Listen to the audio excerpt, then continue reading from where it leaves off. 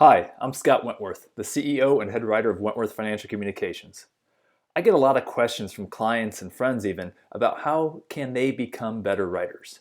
If you work in the financial services industry or any type of professional services industry for that matter, writing is something that you're going to have to do on a daily basis. You're going to have to do a lot of it, whether it's emails or reports or white papers or you've been asked to blog. Whatever you do, you're going to have to do a lot of writing in your career, even if it's not in your job title. So that's why I decided to spend a few minutes to create this short video about the number one thing that you can do to become a better writer. And what is that? That's to understand that writing is a process. Writing is a difficult thing to do. There's no two ways about it. Unfortunately, a lot of people make writing a lot more difficult than it needs to be by failing to understand that writing is a process that needs to be broken up into several distinct steps. And if you break it up into those steps, writing becomes much, much easier.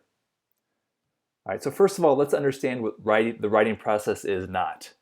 A lot of people make the mistake of thinking that writing is just one step, meaning that they sit down at their computer, open up their email or word processor, and try to do all these things at once when they're staring at a blank screen. And that's a recipe for writer's block. The writing process, it's important to understand that if you take these things one at a time, it allows your brain to focus on the task at hand, and then when you get to the point where you actually need to write, you can focus on what you need to do there.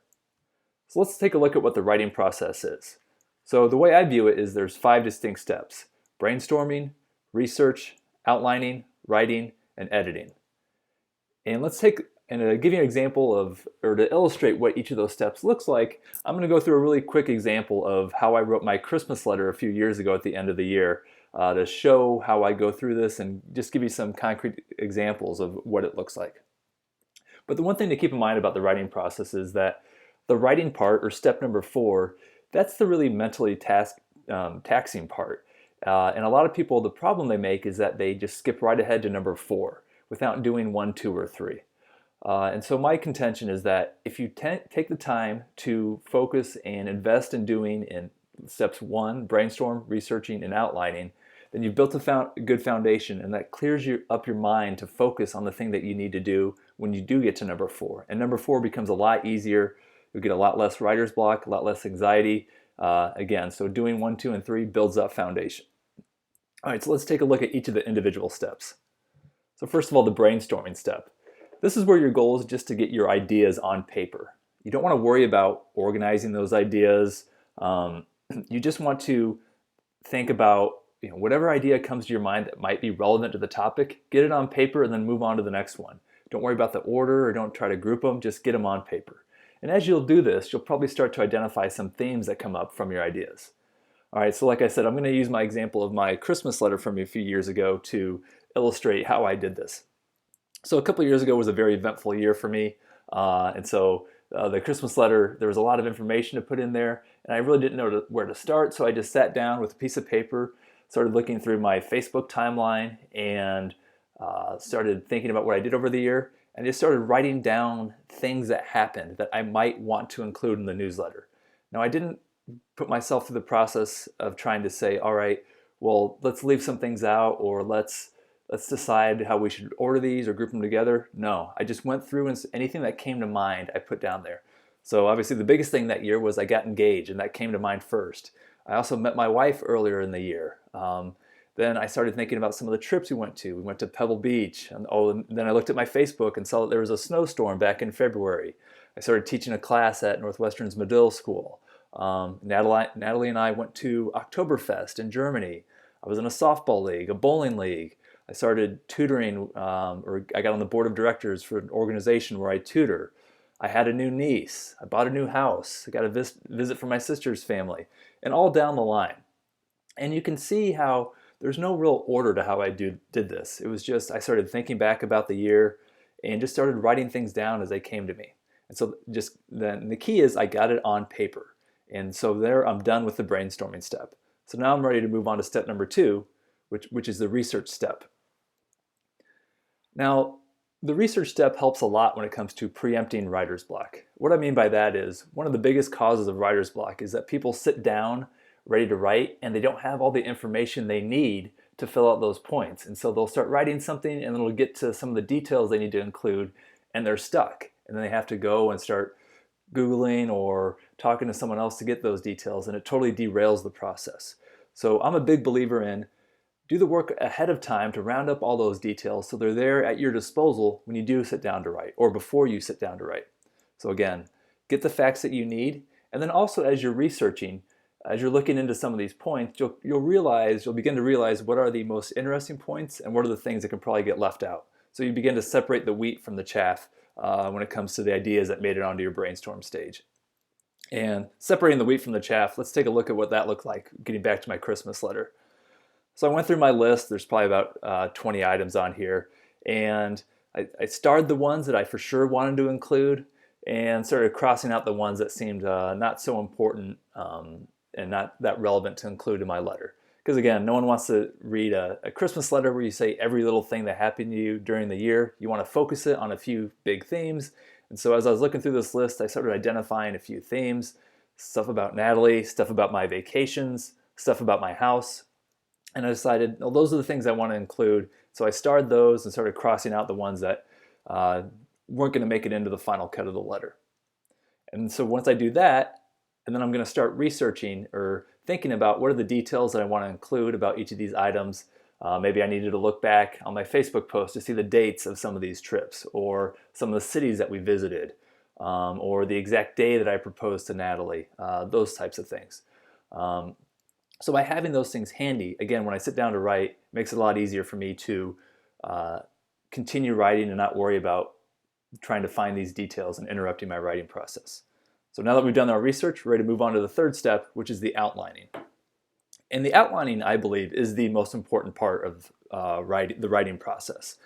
This is where I feel as a writer, where I really earn my money. And that's the most creative part in my mind, is because that's where I get to organize the idea and create the roadmap of how the story is going to flow together. And also, again, I'm still thinking about themes and how am I going to work these themes together and how am I going to organize all these individual data points or things I want to mention. How do I group them together in a way that makes sense to the reader so the reader just isn't getting a bunch of individual points. These points are coalesced and organized in a way that makes sense and tells a cohesive story. So again, with organizing, you're thinking about how do you create the roadmap or what's the story arc that you're trying to tell. So what I did with going back to the Christmas letter, I realized that the major theme I wanted to emphasize throughout the letter was that this year was a year of major additions to my life. I made additions to my house, to my passport, my travel itinerary, and major additions to my personal life by meeting Natalie, getting engaged, and beginning wedding planning. And so this outline, you can make your outline as detailed or as high level as you want. As you see here, my outline is very high level. I just basically have, here's the three main topics, and then here's the individual points I want to make within each of those three topics. And by doing that, it helps me start organizing and thinking about what are the ways that these things are all going to fit together. And also during the outline, one thing I like to do is I like to really, at the very beginning, spend a lot of time thinking about the theme and how am I going to introduce this letter, how am I going to introduce the theme. Because with most writing pieces, the intro or the lead is the most important part. That's your opportunity to grab the reader's attention and write something compelling. So another thing you'll notice what I've shown so far is all of this writing is done on paper. I haven't even opened up my computer or my word processor or my email program to start typing yet. Everything's by hand. That's personally how I like to do it. I feel like using a pen is in a way therapeutic, or I feel less pressure to get everything perfect, because once you start writing it down, if you make a mistake, you just scribble it out and keep writing. As you can see in point number 3, or I scribbled that out. And so I really recommend using the pen and paper tool before you sit down to actually start doing step 4, which is the writing process. I feel like it just opens up more creativity and puts less pressure on yourself. All right, so now that I've got my outline in place, this is the skeleton, so to speak, and now I'm ready to start putting the meat on the bones. Now I'm ready for step 4, which is the writing step 4 of the writing process, which is actually writing. This is where I'm going to sit down and put meat on the bones, like I said. So a few tips of how to write better. Well, at a higher level, practice makes perfect. The more you write, the better you'll get at it. But more tactically, some things you can do to make yourself a better writer is, one, you want to eliminate distractions. So writing is something that you can't spend 20 minutes coming in here, 20 minutes there, and keep coming in and out of it. You need to be totally focused on it for however long it takes to get it done. So you want to block off a big chunk of time, however much you think it'll take, and then eliminate distractions during that time. Close your email program, shut the door in your office. Maybe you should go out of your office or find a different spot within your office where you know you won't be distracted by the phone or whatever happens. So find your happy place, a place where you know that you're going to be free of distractions and able to focus on the task at hand. Because like I said, writing is a difficult thing to do, and that's why you want to stack the odds in your favor by eliminating those distractions and making the environment as conducive for you focusing on it as possible. And once you do that, you just have to pull the trigger. Don't worry about getting it perfect, because there's still a fifth step where you can make some corrections and improve it. But you can play things out in your mind forever, but eventually you have to pull the trigger and get down to writing. So that's the last part I want to emphasize, is that once you feel like you're ready, pull the trigger and go for it. And that brings us to the fifth step of the writing process, which is editing. So with editing, you want to give yourself space. What I mean by that is from a time perspective. It's hard to edit your own thing, especially when you've been staring at it on the computer screen for so long. It's hard to turn around 5 minutes later and edit it. So the more space you can give yourself, or more time you can give yourself to step away from it and then come back and look at it with a fresh set of eyes, the better you'll be able to correct your mistakes. Alternatively, if you can find a friend to take a quick look at it, they can spot a lot of mistakes that you've made or offer some areas for improvement. But again, the idea is that it's hard to edit your own thing after you've been staring at it for an hour. So if you can find someone else to look at it, or if you can put it away for a couple hours, or just go take a walk and then come back to it, you'll be able to spot those mistakes. And the third piece of editing is to read is aloud. Oh, you see what I did there? What I meant to type is read it aloud. And obviously I did this on purpose, but it proves a point.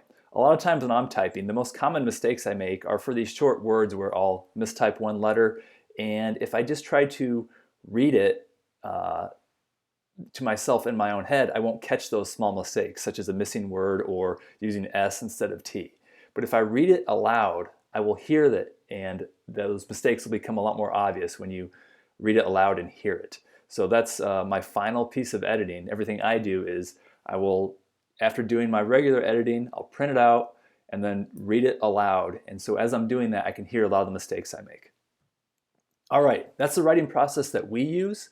It certainly isn't the only writing process that works. There's other ways to do it.